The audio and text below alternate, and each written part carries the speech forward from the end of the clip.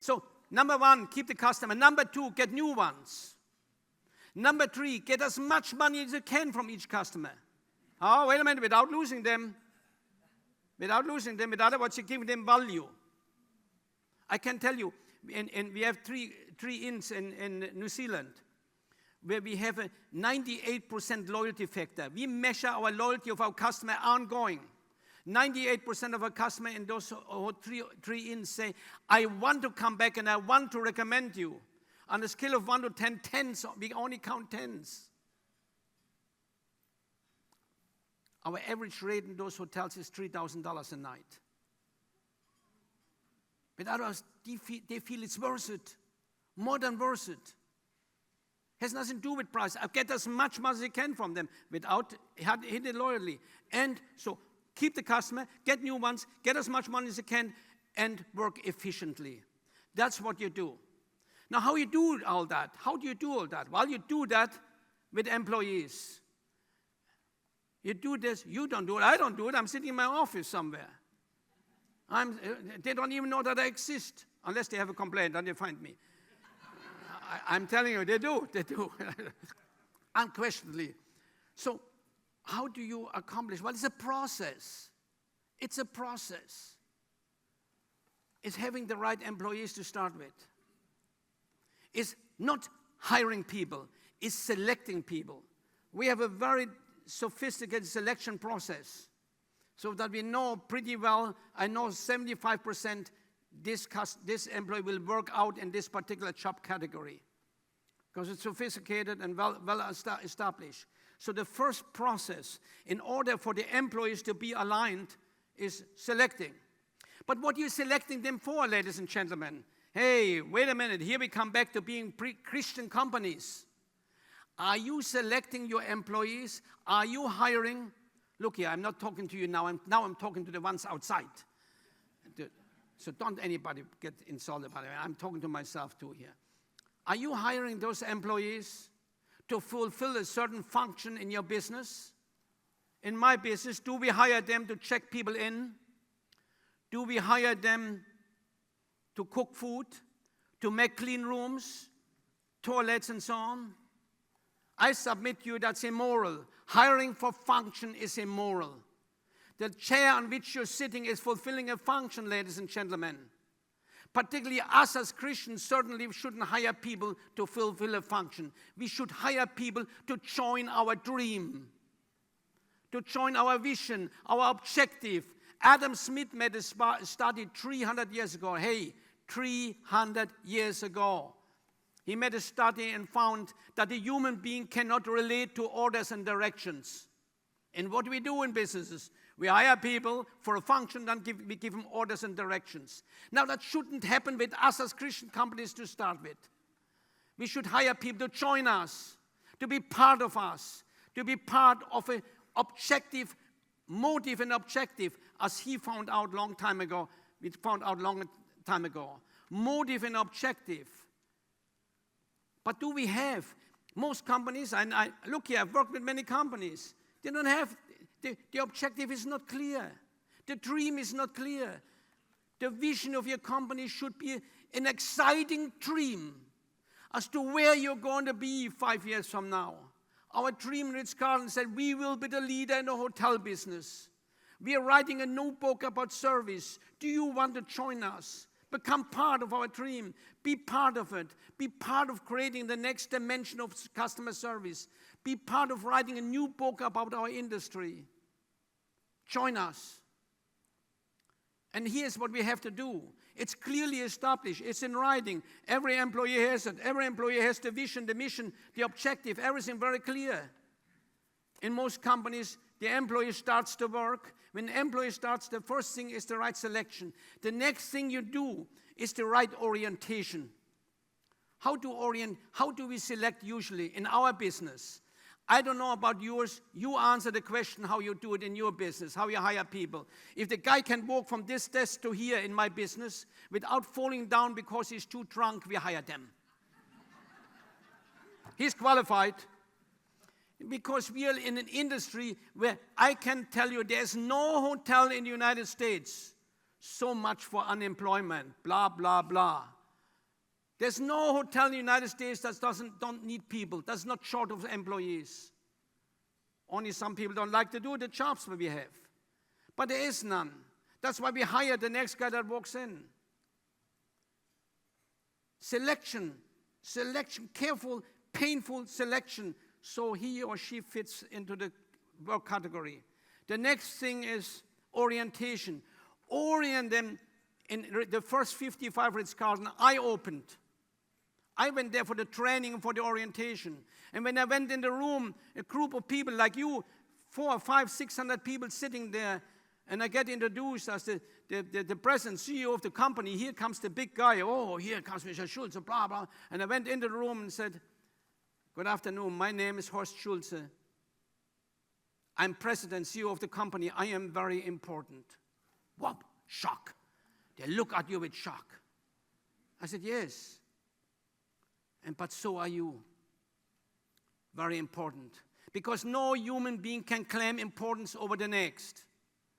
And you are employees, but you are to me, ladies and gentlemen, who are respected part of our company, and I need you. No human being can claim importance over the next. What about your job? Is it important? Is mine important? Well, let me tell you something. If you don't come to work in 10 days when we open the hotel and we don't wash dishes, we have a disaster. If we don't check people in, we have a disaster. If we don't make the beds, we have a disaster. Your job is very important. If I don't come to work one day, nobody knows. So come in, join us. Join us, and what you're doing, what the function that you're fulfilling is only a function to fulfill the dream that we have, to be the best in our industry, to be respected because we be the best. And if you go for a job one day and there are 100 people applying for the job, you will get it because you have created a great image around this company. It's you. We work for an image. We work for an objective. We work for a dream.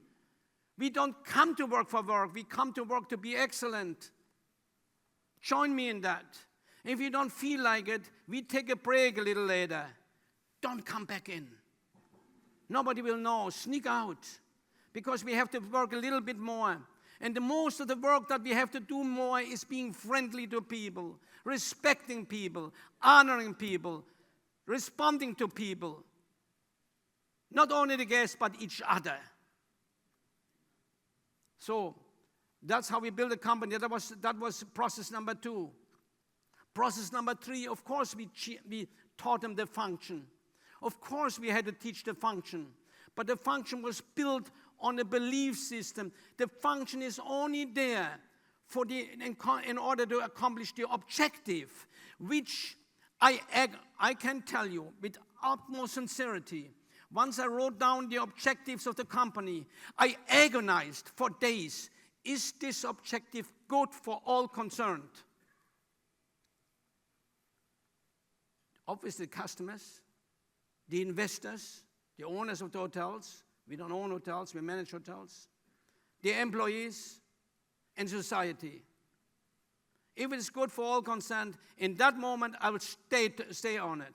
I become the leader for that objective. So what is leadership? Leadership is clearly to have an objective. What do we do usually when we hire people? Do we give them the objective when they come for orientation the first day? Here is what usually happens. Let's look in the mirror. I don't know about you, but in my business, here's what usually happens. The new employees come to work, and the manager makes the pathetic team speech. We're a team here. We're a team. We're a team now. Join the team. Now, if you're a team, you should have an objective.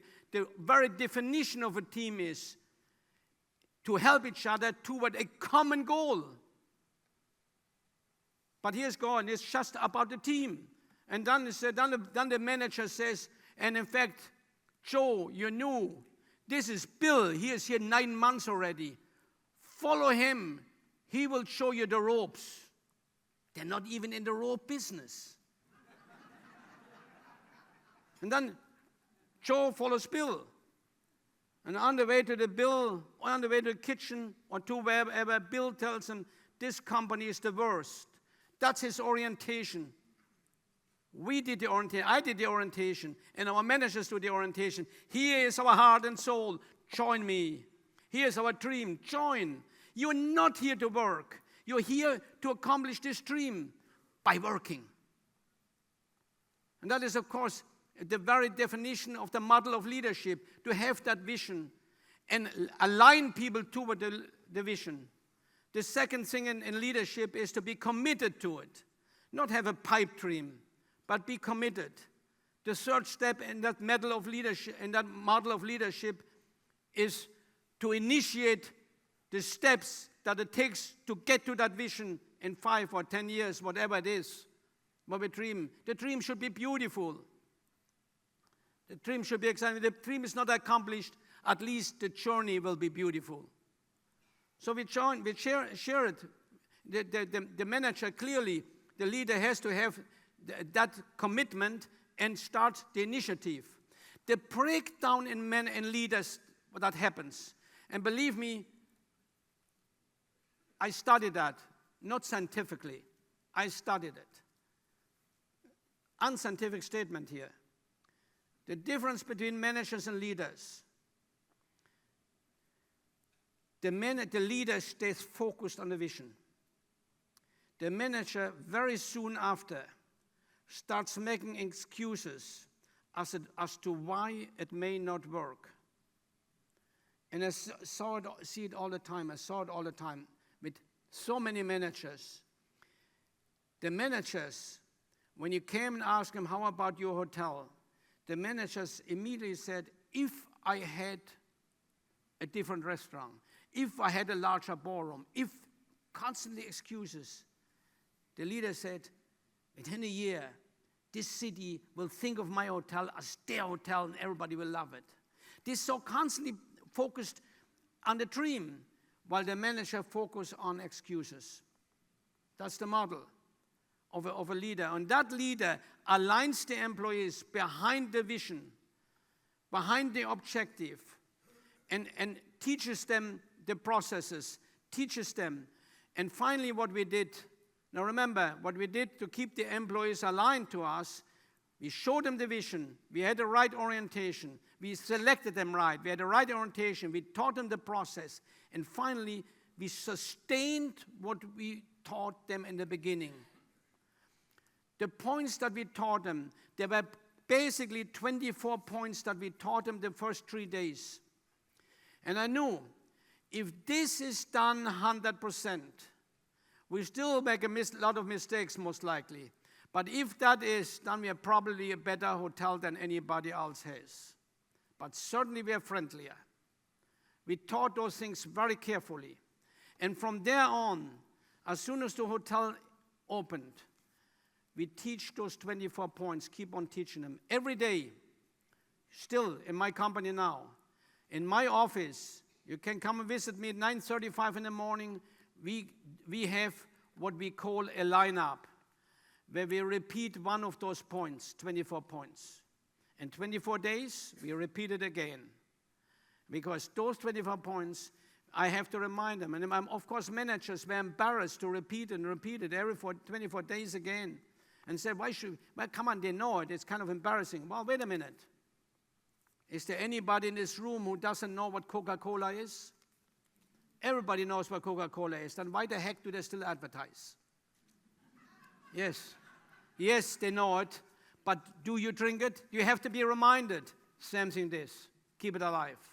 So we have the right selection, the right orientation, the right teaching process, and we sustain it. We keep it alive. Today, for example, in every hotel, our hotel, if that is in China or in Russia or in Indonesia or in Singapore or in Mexico or in Alabama, we were teaching point number 11. Point number 11 says, when a guest encounters any difficulties, you are responsible to own it. If he had a problem with the toilet in his room, you are the waiter, you own the toilet. And you say, please forgive me. I will take care of it. In fact, I feel bad. I buy you breakfast. They're empowered, they're aligned, they're empowered, they own it. They will be reminded today, they will be reminded of that. And we give them examples of what happened. So we are aligning the employees to what we're doing, and we're reminding them the 24 points which they learned the first 3 days in orientation. That's how we did it. Now, what is Christian about that? What Christian about it is that in the process, management respecting the employees as ladies and gentlemen, because that's expected too. Not only they say they are, they're learning that.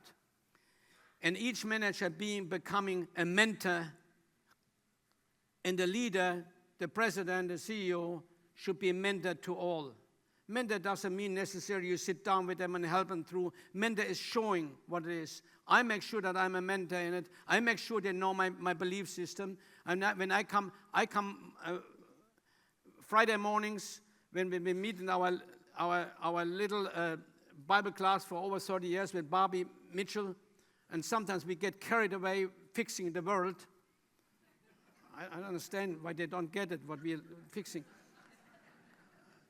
I come late to our lineup in the office, and I always say, please forgive me, you know Fridays I go to Bible class.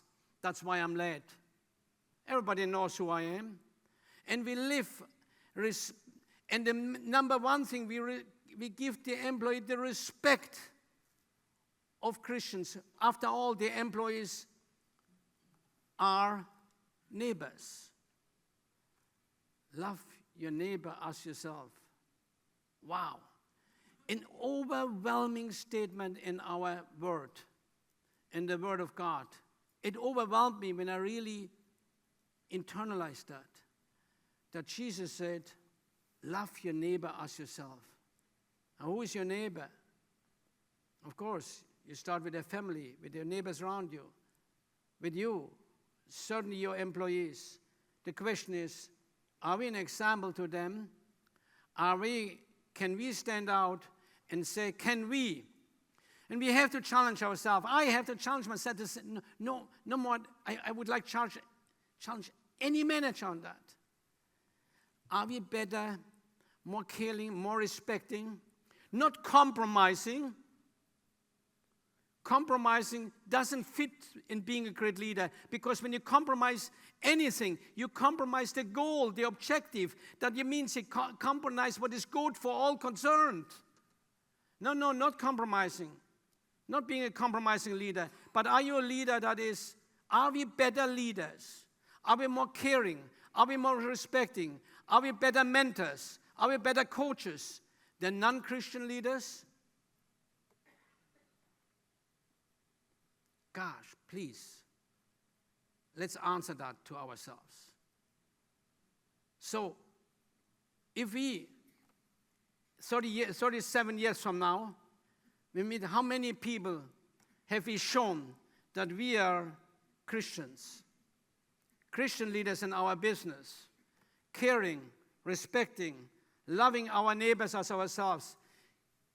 That can be so easy misunderstood. I had people managers in my business misunderstand. Well, you said, I said, wait a minute, I didn't say to compromise, because that moment you didn't love the rest of the company and the rest of the people that we serve. In this moment, you didn't love the owners. In this moment, you didn't love the society. In this moment, you didn't love the customers, because you compromise and you excuse something that you should not excuse. I'm not talking about that. Do we love our employees more than anybody who is not a Christian leader out there? That's the questions I believe we have to ask ourselves and become an example. I would love to challenge us and every manager out there, every leader out there, to say, what can we do in the next 37 years or in the next year or in the next 3 months and so on, to show the world that we are Christian, that being Christian is better, is more. I would like to challenge that. I tried badly, and I can assure you, when I sat down for 3 days praying that I do the right thing for all concerned, when I change anything, I sit down and say, is this good for all concerned? Then I can stick to it and be tough about it, because I know it's good for all concerned and it's good for my neighbors. And that's how we run Ritz-Carlton. That's how Ritz-Carlton crew, and that's how we run our little company that I'm trying badly to get rid of so I have more time. So I can do, because so now it is to get rid of business and really finish well. So thank you for allowing me again to speak to you. I hope I didn't bore you to death. I love you all. Thank you very much. God bless you. Thank you.